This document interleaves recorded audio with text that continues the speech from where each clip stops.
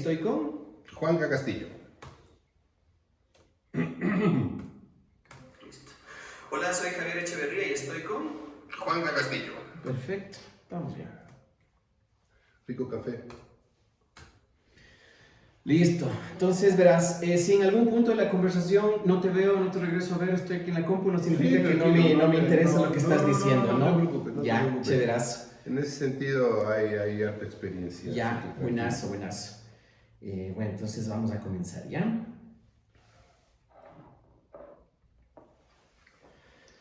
Buenos días, buenas tardes o buenas noches, no importa dónde, cuándo o a qué hora estás escuchando esto, lo importante es que lo estás escuchando. Muchísimas gracias. Nuevo episodio, nuevo capítulo para Gente como un Podcast. Como ustedes saben, estamos adentrados en un tema bastante interesante para muchas de las personas que estamos en redes, que estamos con las ideas de hacer algo y que siempre necesitamos como que alguien nos vaya guiando, y la mejor forma de guiar a las otras personas es conversar las experiencias propias. Así es que en este capítulo estoy con alguien que nos ha contado sus experiencias profesionales en el transcurso del tiempo, en redes, en YouTube, en todas las plataformas. Estoy con el señor Juan Carlos Castillo. Muchísimas gracias, Juanca, por dejarnos conocerte de una forma diferente y de una forma distinta a lo que te hemos visto en redes. Gracias, señor, por lo de señor. Sí, no, aprecio enormemente porque personas, amigos y doctores o profesionales hay muchos, señores hay pocos. Sí, y de hecho eso conversábamos el otro día con mis colaboradores, porque nos llegó un colaborador nuevo que decía, chuta, yo estudié 2 carreras, soy licenciado, soy esto y el otro, y a mí me decían, chuta, ¿y usted es el dueño? ¿Cómo quieren que le diga? No, a mí dime señor, dime Javier, dime como sea, no importa qué título ni nada, entonces sí es importante eso. Juanca, verás, yo te he venido siguiendo vos desde hace algún tiempo, obviamente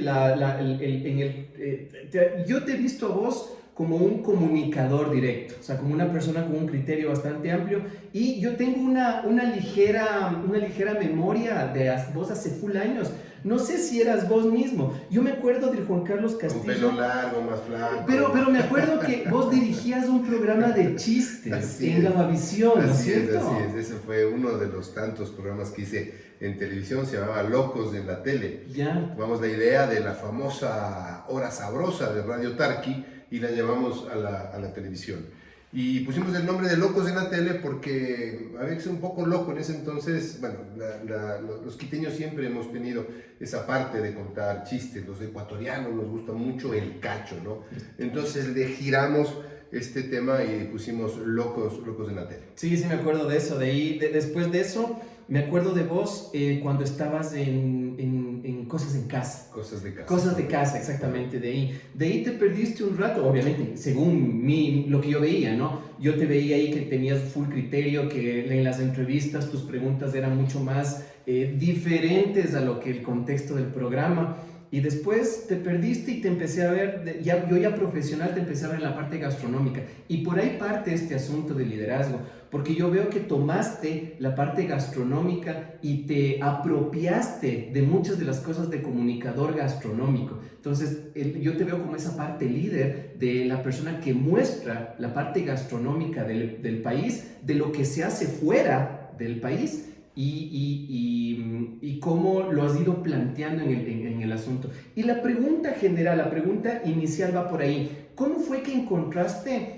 ese nicho? O sea, ¿cómo fue que dijiste, ok, después de tantas experiencias que yo he tenido, después de tantos caminos que he recorrido en la parte de televisión, en la parte de comunicación, cómo es que yo me engancho en la parte gastronómica y empiezo a trabajar ahí? ¿Y cómo es que empiezo a tener éxito ahí? Bueno, hay una serie de antecedentes que son importantes mencionarlos, ¿no? Vengo de una familia que tuvo restaurantes.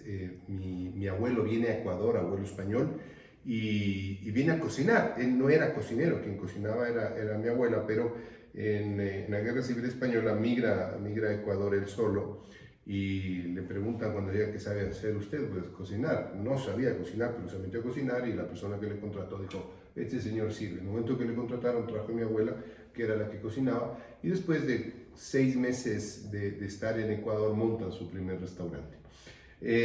Posterior a aquello, mis padres también tienen dos restaurantes y en algún momento pues yo cocino por hobby, me gusta comer bien, digo que cuando cocino, cuando cocino uno se come rico. Sí, claro, sí, sí, sí. Se come mejor, al menos, ¿no? Ojo, sin desmerecer a la cantidad de cocineros ecuatorianos muy talentosos que existen. Entonces, había este antecedente que siempre hubo una vinculación a la gastronomía. Cuando hacía cosas de casa, yo me dedicaba a hacer los reportajes dentro de dos áreas, ¿no? La una era el área turística, pero siempre estaba vinculada al tema gastronómico. Siempre ponía algo de gastronomía. Y yo decía, no sé por qué estoy haciendo esto. O sea, está bien el destino, es Ecuador, un país con unos destinos espectaculares, ¿no? ¿Por qué incluir el servicio siempre el gastronómico? ¿Por qué buscar cosas que muchas veces la gente decía, oye, no me interesa lo que me estás enseñando, me gusta más el destino, pero no la parte de gastronomía, porque vamos a lo popular y vamos a lo tradicional, ¿no? Entonces, llegó un punto en televisión que me cansé de hablar por otros, ¿no? De que te digan esto hay que decir, esto hay que hacer. Y tú hacías en tu antesala un comentario de que yo hacía preguntas distintas. Me gustaba prepararme antes de una entrevista, me gustaba investigar el tema, me gustaba buscar cosas, justamente para no caer en el tema de que esto es lo que tienes que decir, perdón, este es mi criterio y esto es lo que está aquí en la información, entonces me interesa esto, ya no solo como comunicador, sino también como un potencial usuario de los servicios de alguien, llámese doctores, ingenieros, los mismos cocineros que muchas veces desfilaron por la pantalla de los programas, ¿no? Entonces digo, no, hay que hacer algo más, dejo la televisión y digo, bueno, ¿y ahora qué hago? Coincidencialmente cae una revista en mis manos, empiezo a leer y me entero que el Ecuador está trabajando en una poda agrícola como país. Cosa quizás si escuchamos y hablamos de poda agrícola no te llama la atención, pero resulta que era el primer país en el mundo en hacer una poda dirigida por el Estado. Las podas, por lo general, podas agrícolas, me refiero, existen podas de manzanas, de duraznos, Sí, sí, de sí. naranjos, en fin, de todo, de los viñedos se podan, Claro, exacto. pero se hacen de manera privada, es decir, el productor hace sus podas en el tiempo que él considera necesario y poda lo que cree. En cambio aquí entramos en una poda masiva del cacao ecuatoriano. Y empiezo a investigar sobre el cacao y justo también en esa época se estaba trabajando en Santana de la Florida, en Palanda, de Zamora Chinchipe, con un complejo arqueológico que se descubrió y que encontraron una mazorca de cacao tallada en piedra y que al interior de esta mazorca de cacao se encontró ADN vegetal del Theobroma cacao de hace 5.500 años. ¡Wow! El origen del cacao es ecuatoriano, es amazónico. ¡Qué interesante! Entonces empiezo a estudiar el tema del cacao, me empiezo a entusiasmar tremendamente con el cacao, no solamente con el tema de que se hace el chocolate, sino todo lo que tiene el cacao en torno, desde la parte mística hasta la parte curativa, hasta la parte de producción, y me convierto en una especie de experto que durante 2 años lo único que en mi casa se hablaba era de cacao. Mi familia estaba ya harta de hablar cacao. Digo, bueno, y ahora con todo este conocimiento hagamos una serie audiovisual, ¿no? Entonces, listo, empezamos a movernos por ahí, encontramos... Perdón, o sea, está bien, y yo te entiendo este asunto. Voy a poner un antecedente chiquito, lo referente a lo mío.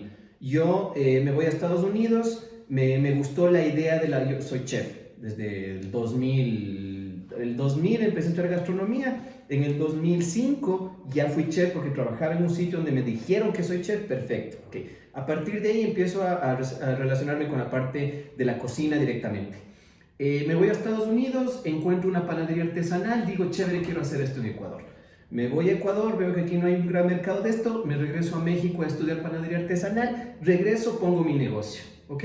Para todo esto obviamente había plata de por medio, lo que había ganado en tal parte puse en esto. Vos, en este punto en el que dices, ok, voy a hacer este proyecto audiovisual, toda la parte económica me imagino que fue difícil, o sea, ¿cómo fue ese punto de decir, ok, esta idea que yo tengo, quiero que me financies? ¿Cómo llegas a ese punto? ¿Cómo haces para poder tener la confianza de que alguien te diga, toma, loco, esto es para vos? Súper interesante porque es un punto al que al que estaba llegando y es donde entra una frustración. Entonces, toda esta política la traduzco a comunicación, ¿no? He hecho 36 años, 32 de televisión, tengo ya casi 38 años de comunicación. Entonces sé cómo poner un contexto, una línea en una línea audiovisual y una línea de comunicación. Entonces empiezo a construir este proyecto que se llama El Gran Cacao, que está en YouTube y lo pueden encontrar como El Gran Cacao. Y lo empiezo a hacer de manera comunicacional, ¿no? Entonces empiezo a construirlo para el Ministerio de Agricultura, que era el ente normal y regular que estaba hecho cargo de la gran poda, la gran liga del cacao, claro, que se llamaba. Porque ahí en ese momento también se creó esta ley que hace que todo el cacao que se exporta tiene que ser orgánico, ¿no? No necesariamente, no necesariamente. Y ahí entramos también ya en temas bien álgidos, ¿no? Que tú te das cuenta de muchas veces del mal manejo de las cosas, del manejo que hay de intereses de los productores dentro de las leyes, ¿no? Entonces, te termino de contar esta parte y luego vamos a esta otra porque es importantísima y es donde el Ecuador podría diferenciarse del resto del mundo de una manera impresionante, pero no lo hace porque hay intereses creados, ¿no? Entonces, construyo todo, escribo todo, empiezo a armar la historia y digo, listo, está perfecta, ahora sí, vamos y la presentamos al Ministerio de Agricultura. De hecho, habíamos mantenido ya reuniones con un departamento que se llamaba la Dirección de Reactivación de Café y Cacao, que es donde nace el tema de la poda y es donde nace el tema del cambio del café en el Ecuador. Hoy el café que tenemos es gracias a esa dirección que hizo el tema de la reactivación del café y del cacao, ¿no? Entonces,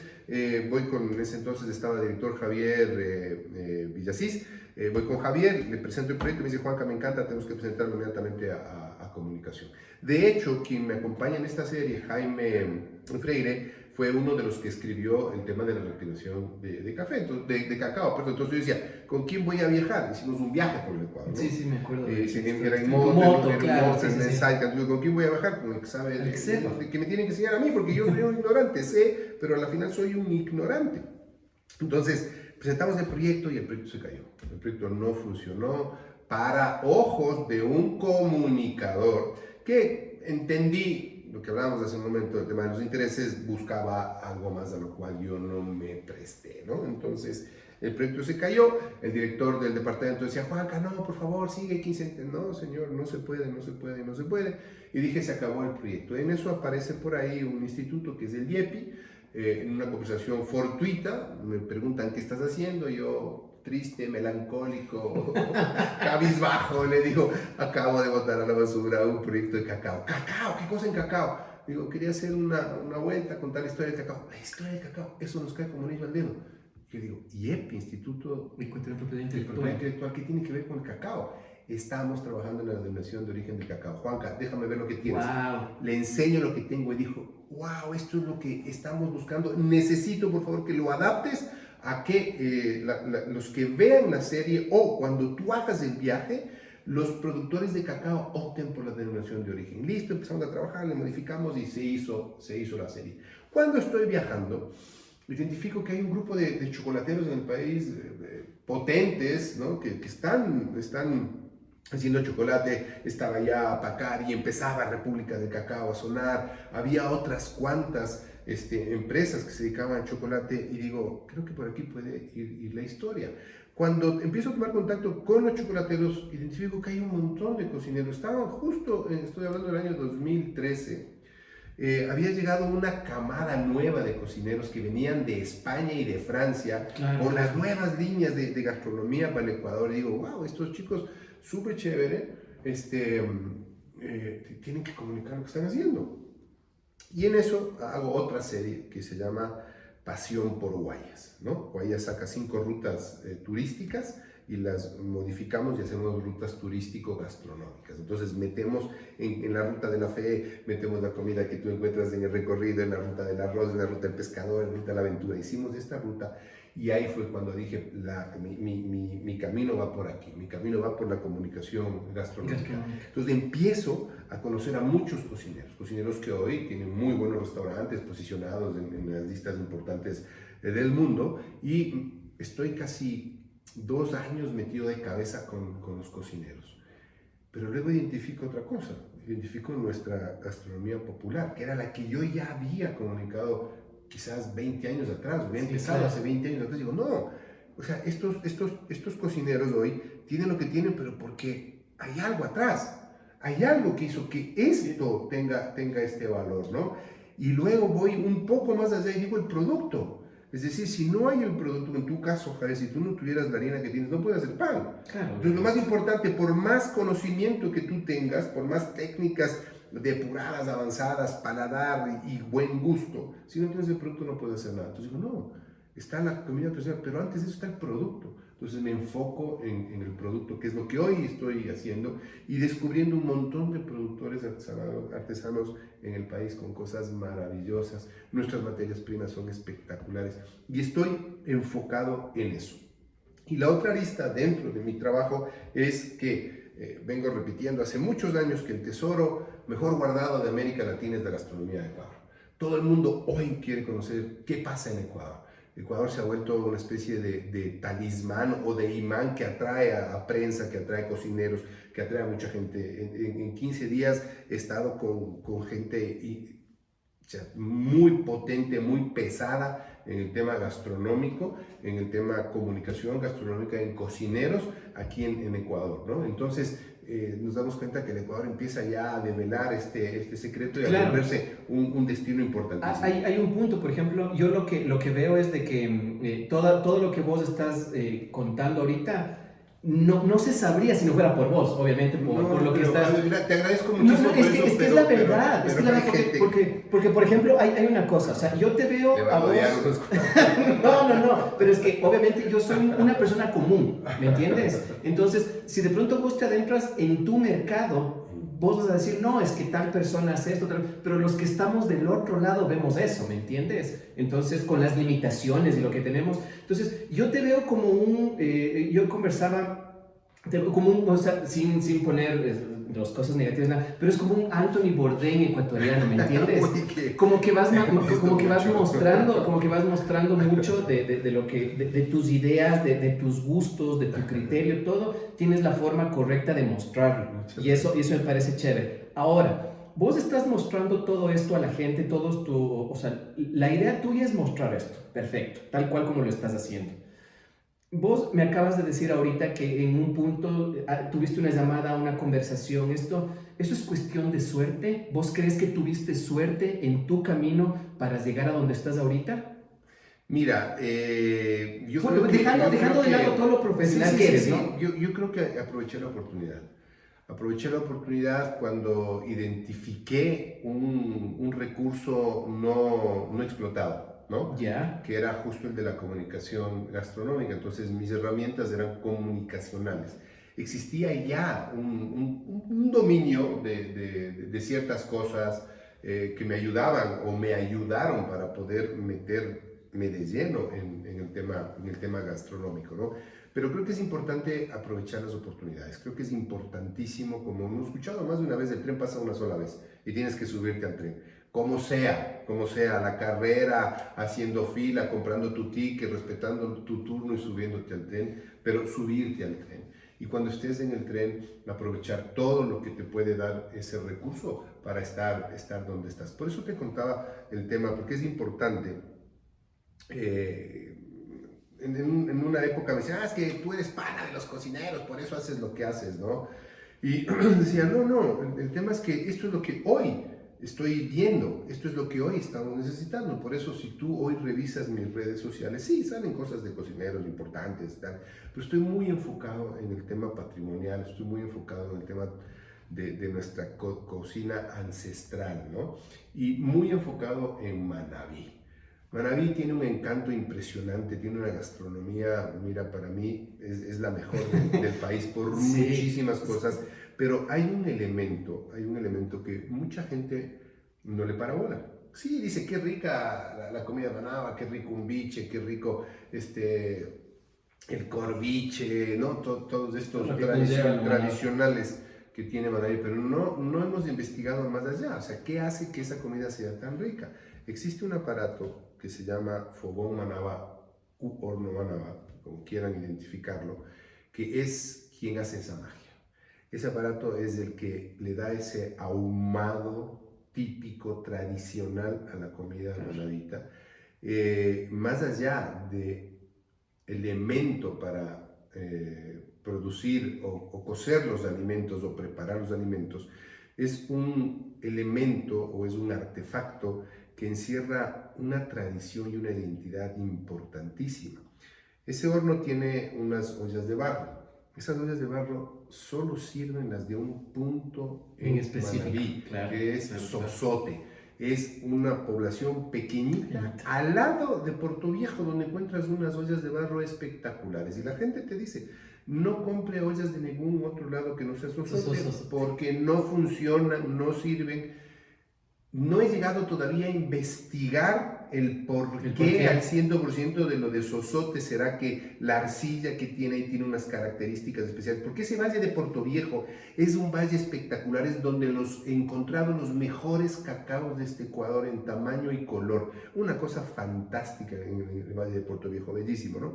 Entonces, no sé si el agua de los ríos que cruzan ahí la ciudad de Puerto Viejo tiene algo que hace que ese barro sea único y exclusivo. Entonces, si tú empiezas a hacer un análisis de todo esto, te das cuenta que hay elementos importantísimos. Uno, el tema del barro. Pero ese barro está ligado a la alfarería de todas las culturas que hemos tenido ahí, como la Jamacoa, la Chorrera, todas esas que estuvieron adelantadísimas en el tema alfarero en toda América Latina. Entonces, todas estas cosas, si tú conjugas estos elementos, tienes una historia bellísima que contar. Que cuando he llevado a cocineros a Manabí a que vean los fogones, hoy hay un sitio que se llama Cocosolo, que es la revolución. Yo llevo viajando a Cocosolo hace muchos años atrás. Incluso ¿En qué parte es esto está en Cojímies. Ya. Esto fue un hotel que tuvo su encanto hace muchos años, se vino a menos por el fallecimiento del dueño, el hijo no quería estar ahí, luego regresó, empezaron a manejar las cosas, se dedicaron a otras, y bueno, pues se empezaba a perder esa tradición gastronómica. Me topo en el camino con Valentina Álvarez, veo trabajar a Valentina en un fogón, digo, wow, nunca había visto un corviche hacerlo pegado a la pared de la vasija, siempre había visto que van al horno, y digo, wow, esta técnica, y empiezo a preguntar, a investigar con Valentina, y Valentina me empieza a contar cosas, ahí aparece también Fanny Vergara, y digo, no, tengo que ver, ¿dónde estás? ¿Dónde? No, yo vivo allí, pero no venga, que eso está...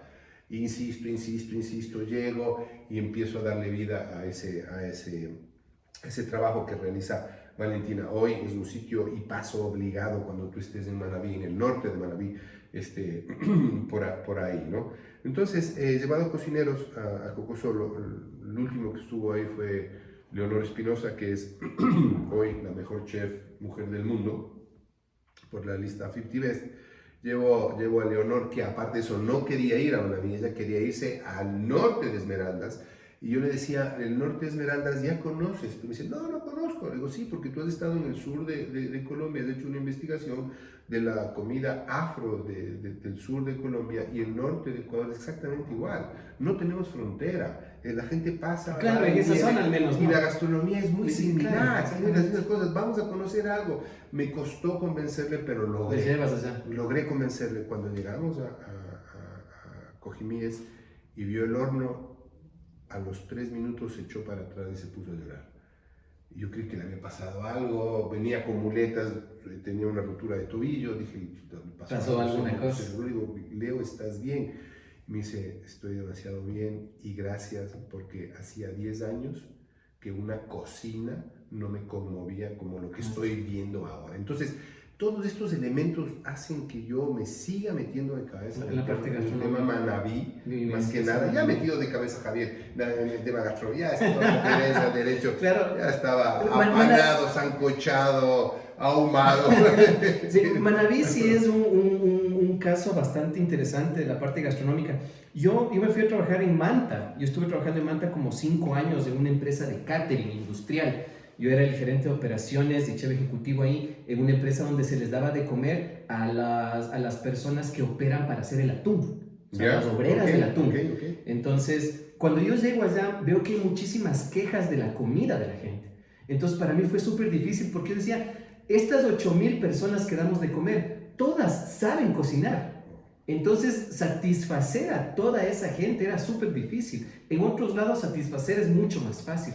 Pero Manabí, Manta, Es complicado. la gente sabe muchísimo de Sí, cocina, sabe cómo el asunto. Y la sazón, y la sazón. Sí, eso es súper importante. Ahora, vos con todo esto, con toda esta fuerza que le estás poniendo a este asunto, yo te digo, se me vino ahorita a la cabeza una frase de mi papá, que en paz descanse, que decía que el secreto del triunfo es el sacrificio. Correcto. ¿Ya? Yo en algún punto cuestioné muchísimo esa frase, porque yo decía, no puede ser tan... ¿Por qué tenemos que estar tristes o por qué tenemos que sacrificar tantas cosas para llegar a un objetivo? ¿Sí? En mi caso, yo he sacrificado Navidades, Años Nuevos, cumpleaños, todo por el trabajo, y hay muchas veces en los que no me he visto con la satisfacción al 100% de cualquier tema en específico que vos le veas. ¿Vos crees que el secreto del triunfo es el sacrificio? Sí, claro. ¿Sí? Claro, es indudable, es indudable. Mira, estamos futbolizados, ¿no? Te puedo contar historias, por ejemplo, como la de David Beckham, que salía del colegio y con su padre se iba a entrenar en un parque y hasta que la luz no se iba, es decir, el sol no caía, no paraba de patear el balón y patear al mismo sitio y el mismo tiro y darle y darle y darle y darle y darle y patea y patea y patea. La repetición en un acto hace que tú llegues a ser bueno, pero para repetir ese acto continuamente tienes que sacrificar algo. Tienes que sacrificar los amigos, tienes que sacrificar muchas veces la familia, y la familia no entiende el por qué no hay navidades, por qué no hay vacaciones, por qué no hay nada. Yo lo he sufrido en carne propia, ¿no? De irnos de vacaciones, y para mí la vacación era trabajar, era salir a filmar, a ver esto, y mi mujer me decía, oye, ya, yo he visto la vida, o mejor dicho, el paisaje, lo he visto a través de un lente. He estado siempre atrás de un lente viendo, ¿no? Entonces, para mí hay veces que salgo sí, disfruto con la familia, estoy feliz, pero necesito tener esa visión a través de un lente de lo que estoy viendo, ¿no? Y sacrificar muchas cosas significa que luego tú vas a tener la tranquilidad para poder hablar primero con propiedad, porque ya has hecho eso muchas veces, y no digo el hablar, sino de lo que estás hablando, ¿sí? Y segundo, lo que tú dices, es decir, el éxito viene de la mano de este sacrificio. ¿Para vos el precio ha sido muy alto? No ha sido, no, a ver, yo no te podría decir si ha sido alto o ha sido normal o ha sido bajo. Creo que he sabido sobrellevar. Al inicio sí fue duro porque, o sea, no había vacaciones, fines de semana. Los eventos gastronómicos son fines de semana. Claro, entre semana, pues no hay nada. Entre semana la familia trabaja, estudian, ¿no? Y que el fin de semana quieren descansar, pero el fin de semana es cuando hay el trabajo. Yo le decía a mi mujer, amor, tú sabes a qué hora llego al canal, cuando trabajaba en el canal, pero no sabes a qué hora salgo, porque no se sabe muchas veces a qué hora sales. Hay que repetir hasta que quede perfecto, ¿no? Entonces, no he sacrificado, o he procurado no sacrificar, por ejemplo, cosas importantes familiares, ¿no? Un cumpleaños, una Navidad. Procuro adelantarme a las cosas. Cuando era soltero no importaba. Bueno, sí, obviamente, sí. Hay que dar a tal hora y sí, no pasa nada. Sí, claro. otra vez, ¿no? Y a veces hasta ni se dormía, ni se comía y seguías trabajando. Pero llega un momento en el que sí tienes que sopesar aquello, y en la práctica te da la posibilidad justo de poder programar ciertas cosas, ¿no? Es igual que cuando haces pan. Si tú no haces por la mañana el pan y dejas que la masa leude, cambie 24, 48 horas, no vas a tener éxito. Eso implica levantarse temprano. ¿Sabes que ya los panaderos no se levantan? Claro, ahora hay un poco más de manejo de operaciones con respecto a la tecnología. Antes 2 de la mañana. Oye, claro. No, eso ya te dice, ay, todavía sigues levantando. Claro. Creo. Yo cuando estaba en México, había un panadero que entraba a las 2 de la mañana. Yo entraba a las 5 allá, pero había uno que entraba a las 2, porque allá sí había la cultura de que este pan tiene que estar hecho a mano. Se podía hacer a máquina, pero no. O sea, este pan tiene que estar hecho a mano. Y este tipo llegaba a las 2 de la mañana a hacer ese pan que se hacía a mano. Sabía esa cultura de eso. Una belleza ser panadero. Gracias a este trabajo he podido conocer grandes panaderos como tú. Muchas gracias. Hemos hecho cosas interesantes. El pan me ha permitido viajar. He estado en México con un proyecto muy lindo que se llama Cena en la Fábrica, que nos paró la pandemia. He acompañado panaderos como Diego Suárez a España, a congresos de panadería, donde por primera vez me enteré que existe un panier, que es la persona que cata el pan. Claro. Entonces yo me quedé, un panier, como que me decía, igual que un sommelier. Exactamente, No es exactamente lo mismo, sino que cata panes, ¿no? Entonces ahí justamente pudimos sacar un pan de cacao, un pan de chocolate en forma de mazorca de cacao, y ahí pudimos con Diego mezclar la parte mía del conocimiento de lo que sabía de cacao y darle a Diego, no decirle tiene que ser así, no, jamás le permitiría a un cocinero decirle la receta, pero decirle, oye, si le pones esto, o si le ponemos esto, o si le ponemos esto, claro. Primero prueba, tal. Vamos bien. Hemos hecho panes, con Diego hemos hecho panes con guarango, por ejemplo, ¿no? Del chaguarmishke. Cuando tú dejas que fermente sale esta bebida blanca, pastosa, fuerte, ¿no? Sí. Entonces, una vez yo le decía, ¿has probado? No, ¿qué tal quedaría como un pancito? Imagínate, la identidad de el chaguarmishke lo recogen mujeres. No existe un sembrío de ágave azul en Ecuador para eso, claro. Es todo salvaje. Además, una planta que está relegada a un segundo plano, porque sirve para dividir terrenos, claro, ¿sí? Claro. Y hasta ahí. Hasta ahí. Ajá. Pero en el mundo andino, el penco o el cactus azul sirve de muchísimas cosas. Primero, el pistilo, que es el pistilo más grande y alto del mundo. Cuando se seca es tremendamente fuerte. Y hay un tipo como de alcaparra, las flores, sí, de eso también son deliciosas. Pero mira esto, ¿no? De esa planta se utiliza absolutamente todo. Este palo, cuando se seca, sirve de base para construir la casa. Es el centro del hogar en el mundo andino. ¿Sí? Wow. Es de una espiritualidad impresionante. Las alcaparras en época de floración son riquísimas. Sí. Luego salen fibras de sus hojas.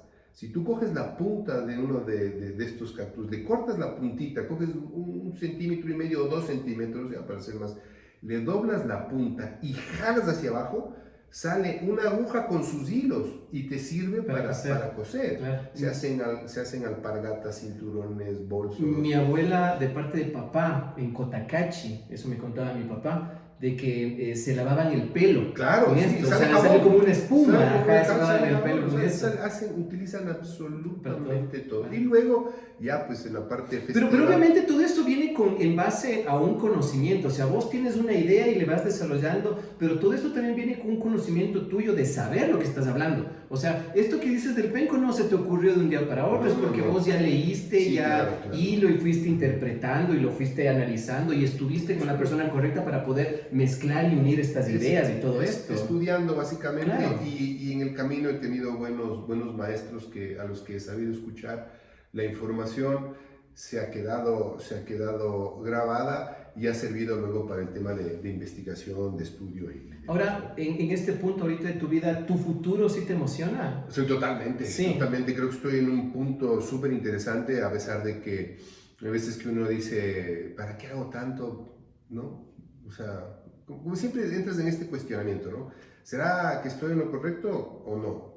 Siempre te preguntas. Claro, todo el tiempo. Te preguntas, porque eso hace que estés vivo. Porque qué tal que no, sí estoy en lo correcto y sigue adelante. Llega un momento en que los que están atrás te van a pasar por encima porque te quedaste en la parte de conformidad. No saliste de tu zona de confort, ¿no? Pero sin embargo, cuando tú te cuestionas lo que estás haciendo y si es lo correcto lo que estás haciendo, hace que tú sigas practicando, ensayando. Y es ahí donde volvemos al tema. El sacrificio llega al éxito. La repetición de lo que tú estás haciendo hace que domines algo. Claro, ahí hay una frase que dice, si el futuro no te emociona, estás en el presente equivocado. Totalmente. A mí el futuro sí me emociona, primero porque he peleado, he luchado, he discutido, he gritado de que tenemos la mejor gastronomía de América Latina.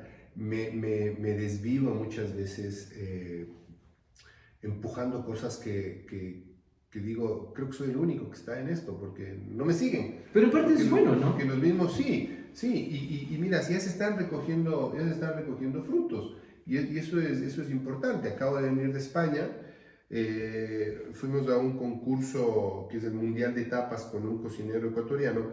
¿Con quién fuiste este año? La vez anterior te fuiste creo que con el Juan Pablo... No, Juan Pablo fue solo el año pasado, Juan Pablo fue solo. Quedó tercero, muy bien, felicitaciones a Juan Pablo Holguín, El Holguín, claro. muy buen trabajo. Claro, es un personaje. Una etapa espectacular, Juan Pablo tiene una personalidad increíble, por eso está donde está. Y digo, a ver, ¿de qué sirve ir a un concurso? Está lindo, chévere, sirve para levantar el ego. Salí seleccionado y voy allá. Ok, ¿qué le vas a dejar a la gente con la que estás? ¿Qué vas a dejar en el medio donde estás? Creo que hay que ir a dejar algo, creo que hay que hacer algo, creo que hay que sacar el máximo provecho. Si ya tienes una parte, digamos, de subvencionada, que es el transporte y el hospedaje, ¿sí? Veamos cómo le sacamos producto y provecho a eso.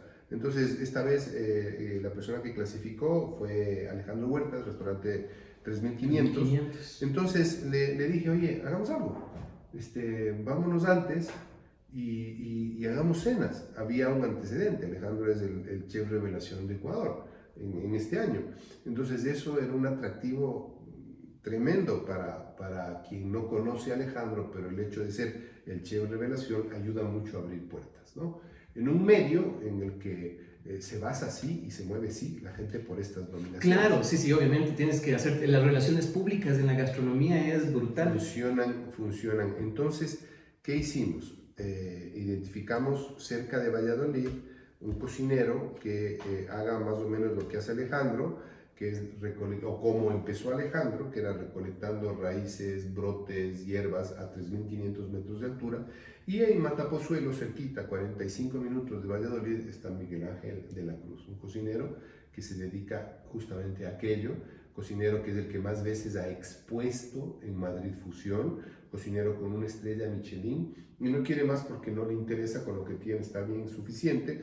Hicimos el contacto con él por medio de otro ecuatoriano que es quien organiza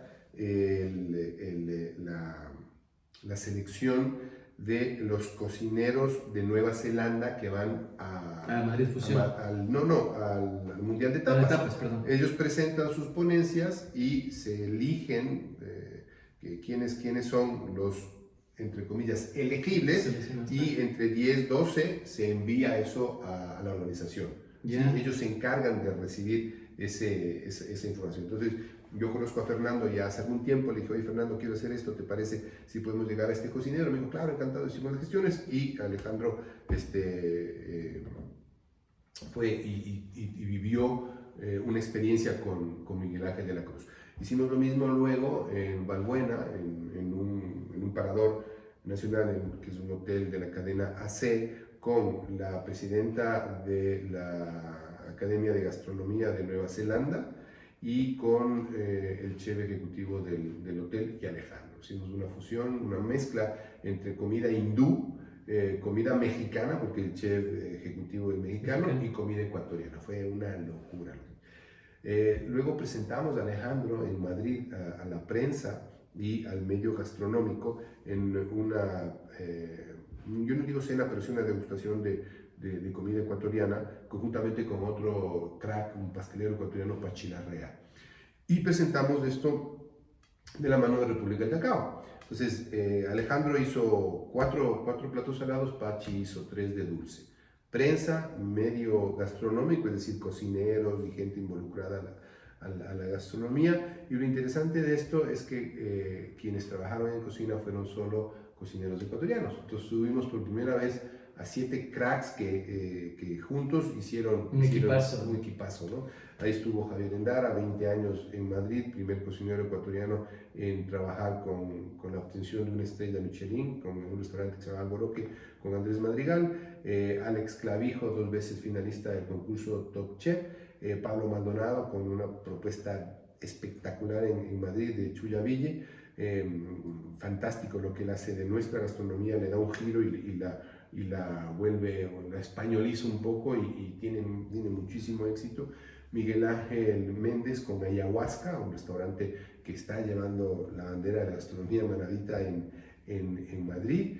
Nos acompañó luego un joven, se me va ahora mismo el nombre, porque lo conocí en Valladolid y quedó 2 veces ya dentro de los finalistas del concurso nacional de tapas. Perdón, me falla la memoria.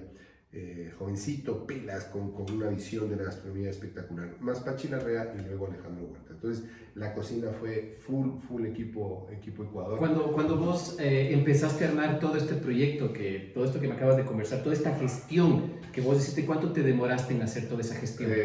Sí, me tardé más de mes y medio de llamadas, de mails, de organización. De organización, esto, lo de aquí, mira, tengo esto allá, ¿qué te parece ver el sitio, dónde hacerlo, cuánto nos cuesta el sitio, pasar, mira, sabes que el sitio nos cuesta tanto, necesito que me apoyes con esto al otro, ahí tengo esto de aquí, o sea, me volví en un gestor para hacer esto. Claro, han sido ya varios años yendo a España, yendo a Madrid.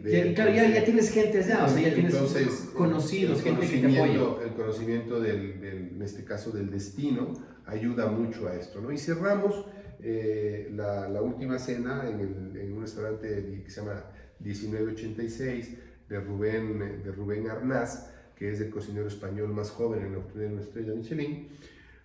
Hicimos una fusión ecuatoriana-española y nos bajamos a Amazónica y Castilla, ¿no? Porque Arnaz hace comida del interior de Castilla, comida tradicional muy buena, y trabajamos nosotros con productos locales, metimos taxo, naranjilla, cacao. Claro, y llevarte todo eso también conlleva su logística. Trabajamos eso con Alejandro, hicimos todo, salsas. Ahora hay una cosa con todo esto. Vos te logras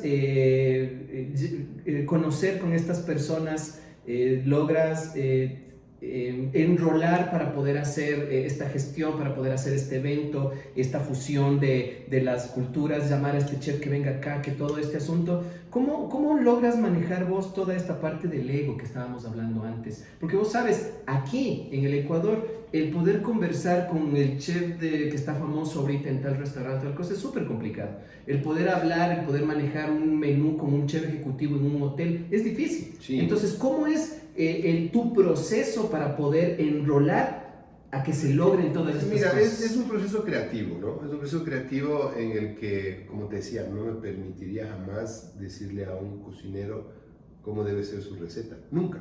Lo que hago es sugerir. Lo que hago es, oye, ¿y has probado esto? ¿Y a qué te sabe? Y si le pones un poquito aquí o probemos, ¿no? A ver, ¿a qué sabe o a qué te sabe, ¿no? Y luego, a ver, el cocinero es el que manda, indudablemente, ¿no? Indudablemente, pero hay cositas que se pueden hacer. Y en el caso concreto, yo lo que sugerí es los productos de llevar, que son productos que no se conocen allí y que iban a ser productos exóticos. Entonces, me permitía, partiendo de lo que conozco del cocinero, lo que conozco de sus platos, los productos que usa, decir, oye, pero ¿por qué no llevamos naranjilla? Que vos tienes un ceviche frito con naranjilla que es espectacular. ¡Ay, cierto, loco! Entonces ya, la naranjilla. Y si en vez de meterle esto, le ponemos taxo, ¿qué te parece? Es producto exótico.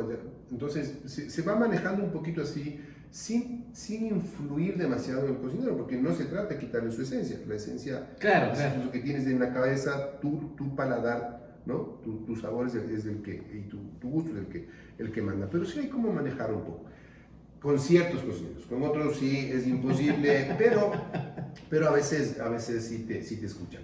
Y lo que hago, como cierro todo esto, es llevando producto local. Es decir, esta vez fuimos llevando un café espectacular que los españoles se quedaron locos con el café, café de la finca Cruz Loma. Este año quedó segundo en la Taza Dorada, un café con unos perfiles del noroccidente Pichincha increíbles, como el concepto de la cena era Amazonía, le pusimos eso como exótico. Este café tiene unas notas a bosque, a hierbas, unos olores del Chocó andino, en la colita que termina en Quito, ahí está el noroccidente, ¿no? y donde está este café. Entonces metimos ahí ciertos elementos y luego fuimos llevando un destilado de cacao del mucílago del cacao, que es único en el país. Entonces eso también, el rato que tú les cuentas la historia, dicen, mira, no existe, esto es único, esto es igual en el mundo, los tipos, wow, y prueban, Pero y, claro, prueban, y está bueno, wow. Hay algo de qué hablar. Lo otro, jamás me permitiría llevar un producto que no esté bueno, por más romántico que el producto sea, porque sí me he topado en el camino con productos que te cuentan una historia, digamos, y todo bien al bonito, oído espectacular, lindazo, pero el después, rato que claro. prueben, No vale. perdón, pero que no está bueno, no está bueno. ¿Vos te arrepientes de algo? Solo de una cosa nada más, y era porque económicamente no daba en ese entonces no haber seguido jugando fútbol. Sí, eso Jugué era. profesionalmente, pero en Sí, ese eso entonces... eras arquero, ¿no? Arquero, sí, pero en ese entonces no pagaban, ¿no? Y quizás dije, bueno, si me hubiera quedado un par de añitos más, podría haber sido algo. Me hubiera gustado llegar a la selección de mayores, creo que tenía las condiciones, ojo, no quiero sonar vanidoso ni esto que estamos hablando aquí, que es el tema del ego, pero tenía las condiciones para hacerlo, ¿no? De eso me arrepiento, pero es un arrepentimiento muy leve, porque a la par estaba ya en la televisión, y la televisión llenaba esos espacios en los que uno podía desarrollarse, mandar un equipo. Tú sabes que en la cancha el arquero es el que manda al equipo, Claro. es el que ve todo de atrás, ven, marca, baja, sube, va. Y cuando manejas un equipo de producción es prácticamente, claro, vas a hacer esto, por aquí, ¿no? Es lo que hablamos, el liderazgo, ¿no? Entonces, de eso sí, de ahí, de lo que he hecho, no me arrepiento, porque creo que ha servido para ser quien soy ahora. ¿Cuál es tu norte ahorita? Mi norte es seguir en el tema de la comunicación. En comunicación sí, obviamente, sí, pero ¿qué tal si en el camino de la gastronomía encuentras que de pronto la arquitectura es el futuro del planeta? A ver, creo que no estoy... Bueno, a ver, si la arquitectura es el futuro del planeta y hay que subirse a luchar por la arquitectura que va a salvarnos, lo haría, pero sin dejar lo otro, que es lo que me da en este momento, que es la comunicación gastronómica, ¿no? De hecho, hay cosas que dentro de la comunicación gastronómica estamos trabajando, como el tema de la sostenibilidad, con el tema del respeto al medio ambiente, el kilómetro cero, productos que no tienen buenas prácticas, ni siquiera los miro, porque no creo que sea honesto que alguien que está trabajando en el tema de comunicación, y en este caso enseñando ciertas cosas, pueda hacer malas prácticas o apoyar a gente que hace malas prácticas, ¿no? Entonces hay cosas que no me permitiría. Ya, si se abriría la carrera de comunicación gastronómica en alguna universidad. Lo he pensado ahí la única sitio donde hay es en el Basque Culinary Center, pero implica mucho tiempo fuera, son 6 meses estudiando, no dejaría a mi familia 6 meses. Ese sacrificio sí no lo haría. Creo que tengo las herramientas suficientes que me da los años de trabajo en comunicación para poder hacer lo que estoy haciendo, ¿no? No me considero para nada un experto, aprendo todos los días. De hecho, esta conversación contigo me está dando una riqueza impresionante en conocimientos, en cosas, y recordar muchas otras que me hacen estar nuevamente vivo, estar vivo y decir, no, vamos para adelante. Sí, me está encantando esta conversación de una manera impresionante. Y hacer lo que me gusta, comunicar. Tengo el norte bien claro en cuanto a lo que quiero comunicar, ¿sí? Sé que la historia va por Manabí, sé que es de esa la historia. Quito tiene muchos cocineros. Sí, obviamente. Demasiados, sí. Para el poco mercado que hay. Están muchos lanzándose al cuello para captar clientes. Está bien por un lado, pero no nos olvidemos que todo esto es un proceso, ¿no? Un proceso de educarle al consumidor de qué es la nueva gastronomía ecuatoriana, ¿sí? Sin olvidarnos de nuestro origen, porque ese origen es el que da el paso a esta nueva gastronomía. Ahora, hablando del origen que vos estás hablando ahorita, pasémonos al origen tuyo cuando te empezaste a enganchar en la parte gastronómica. ¿Ok? En ese momento, si a vos te habrían propuesto algo que no te habría gustado, ¿lo aceptabas? No, ¿Nunca? no. Por No, más no, que, no por más dices. que hablamos de tu única cosa que te arrepentiste, la parte económica, ¿qué tal si por aquí había algo interesante económico y no te habrías enganchado en eso? Porque mira, por más bien que tú estés pagado, si hay algo que no te gusta, lo vas a hacer al regañadientes. Entonces dices, así estoy ganando bien, pero chuta, no me gusta el tema. ¿Qué haces después de que sales de tu casa y entras así? No vas con gusto. En cambio, si estás haciendo algo con gusto y te pagan, vas a hacerlo de una manera espectacular. ¿Y si no te pagan? También, porque si estás a gusto con lo que estás haciendo, creo que entra una parte ya de responsabilidad tuya hacia tu gente, hacia tu entorno. Ahora, depende quién es el que no te paga.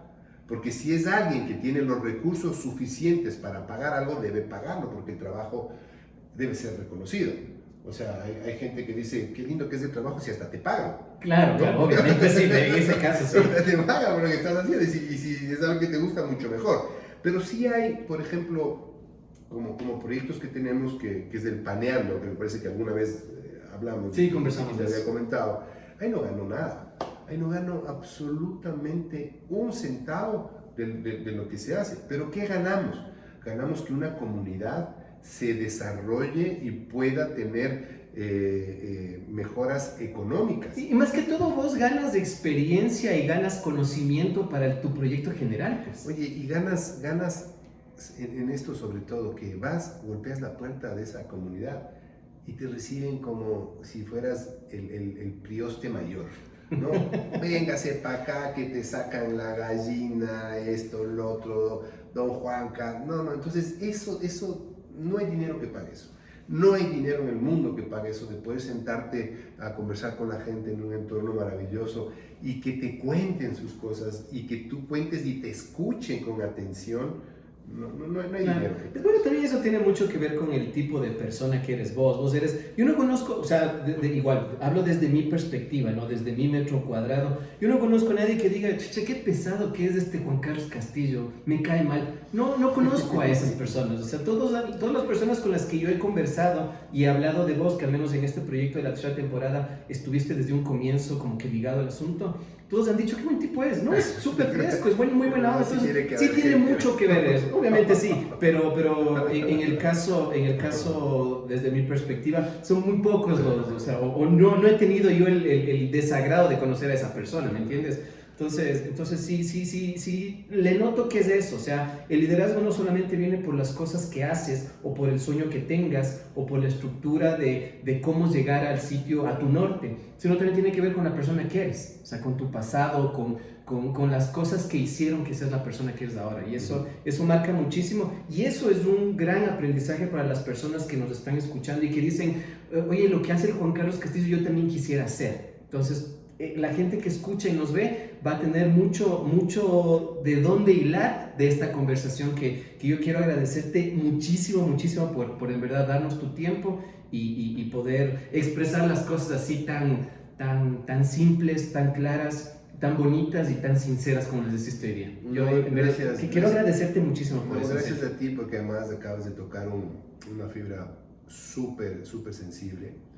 Perdí hace poco a mi padre y yo le debo a él mucho. Él fue comunicador y mucho de lo que hago se lo debo a él, porque él fue quien me guiaba y quien me decía ciertas cosas, y sobre todo en el tema de la honestidad, ¿no? Creo que nuestra profesión de comunicador estás caminando por un filo muy peligroso, en el que no puedes ser hincha, a pesar de que muchos de los periodistas dicen que sí son hinchas o tienen su ideología muy marcada.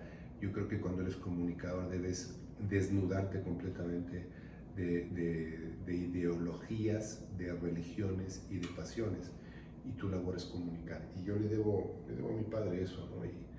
Y bueno, pues tocaste ese puntito que sí me mueve un poco, no, pero me mueve de felicidad. Claro, de buena onda, sí, porque te digo, o sea, eso es lo que se ve, y créeme que entonces en este punto que estás hablando de esto, creo que tu papá y mi papá estarán orgullosos de esto. Creo que sí. Pero bueno, llegamos hasta aquí y yo llego bajo el auspicio de Gastón La Fábrica, panadería, restaurante, cafetería y delicatessen, que estamos ubicados en Valladolid y Málaga, en el sector de la Floresta. Invitaciones, partes, atelier de diseño, Air Siglo XXI, consultorio neumológico y Blue Jam Love, un estudio de color capilar. Juanca, muchas gracias. Muchas gracias y muchos éxitos. Y más adelante veremos tus documentales de las plataformas gigantescas para conocer el Ecuador, conocer Manabí, conocer la buena comida y lo que es más, conocer de corazón quién eres vos. Muchísimas gracias, yo agradezco infinitamente porque muchas veces uno comunica a través de sus redes qué es lo que hace, pero pocas veces se comunica lo que hemos hecho ahora. Y te agradezco infinitamente por la invitación, me he sentido muy, muy cómodo y cerramos esto con una lagrimita. Sí, ¿por qué no? Porque no siempre se puede cerrar con una sonrisa, se puede cerrar con una lágrima, que eso demuestra lo que somos, realmente lo que somos. Y a todos ustedes que nos escuchan y nos ven, estén pendientes de los próximos capítulos. Eso es. Muchísimas gracias. Gracias. ¿Puedo tomar un poquito de agua? Por supuesto, por supuesto. ¿Está Sí, mismo? sí, dale esa para vos. Sí. ¿Quieres más cafecito? No.